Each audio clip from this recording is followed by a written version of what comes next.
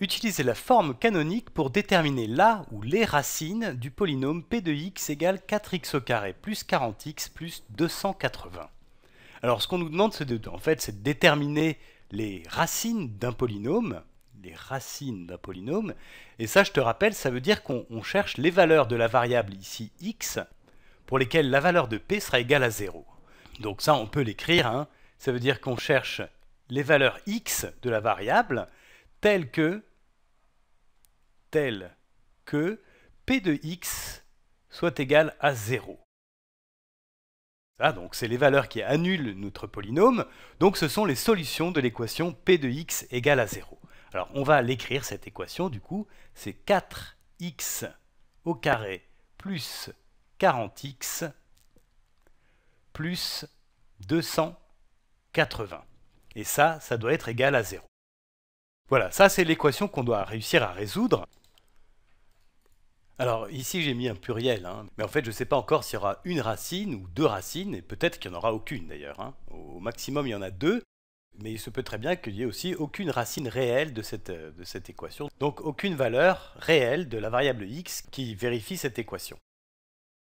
Alors comme d'habitude, on va commencer par simplifier un peu cette expression-là, puisqu'ici le coefficient de plus haut degré c'est 4, et on va factoriser ce coefficient pour se ramener à un polynôme où le coefficient de plus haut degré est égal à 1. Donc je vais factoriser 4, et j'obtiens 4 fois x au carré, plus 40x divisé par 4, ça me donne 10x, plus 280 divisé par 4. Alors 28 divisé par 4, ça fait 7, donc 280 divisé par 4, ça fait 70. Et ça doit être égal à 0. Donc on peut ici diviser des deux côtés par 4, et on obtient x au carré plus 10x plus 70, qui doit être égal à 0 divisé par 4, c'est-à-dire 0. Alors ici, c'est pas 10, c'est 10x. Pardon. Alors maintenant, on va utiliser la forme canonique, c'est-à-dire qu'on va essayer de reconnaître dans cette partie-là, x au carré plus 10x, le début d'un carré.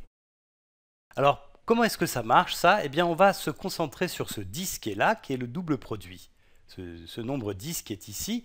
On va prendre la moitié de ce 10, et on va regarder ce polynôme-là, x plus 5, 5 étant la moitié de 10, élevé au carré.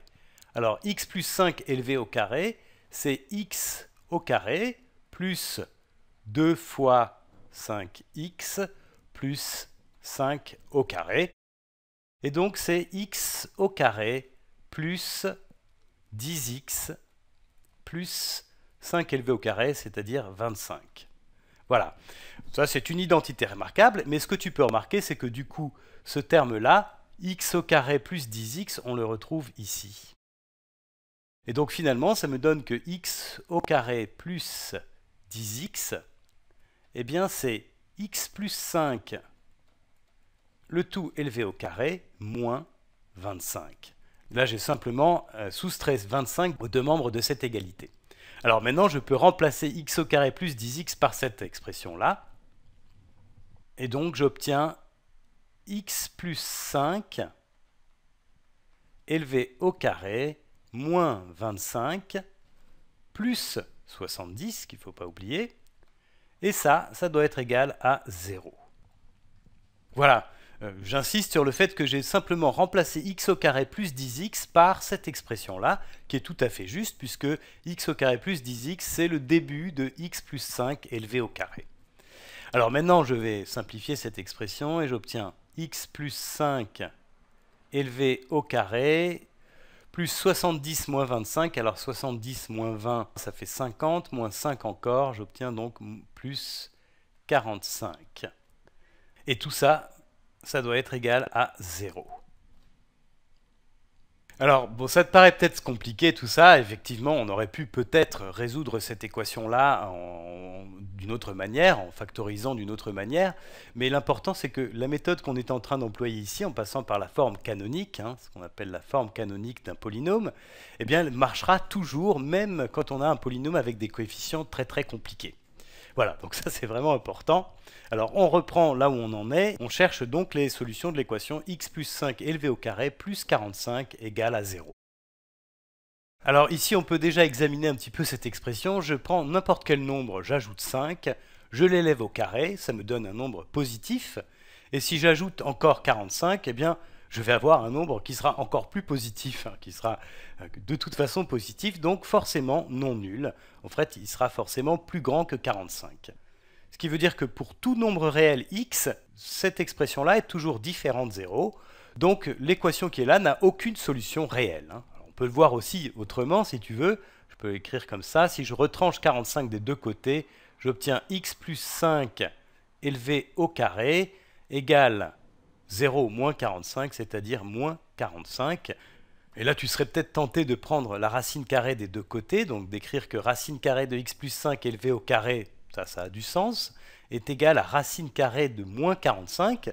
Et là, par contre, tu dois tiquer parce que prendre la racine carrée d'un nombre négatif, ça n'est pas possible dans l'ensemble des nombres réels. Donc ça, c'est pas possible à faire ici. Et ça veut dire ici que le polynôme P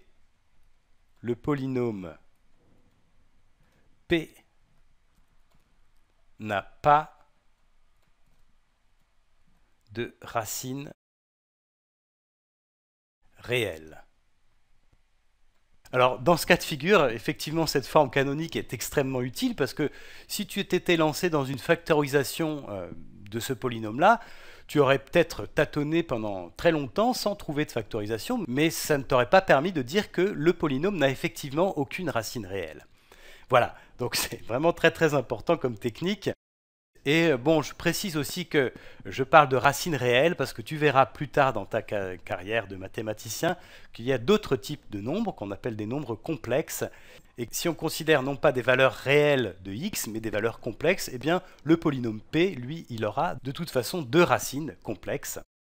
Mais en tout cas ici, comme tu vois, ce qui est important, c'est qu'on a une méthode algébrique, donc mécanique, qui permet de démontrer que ce polynôme n'a aucune racine réelle.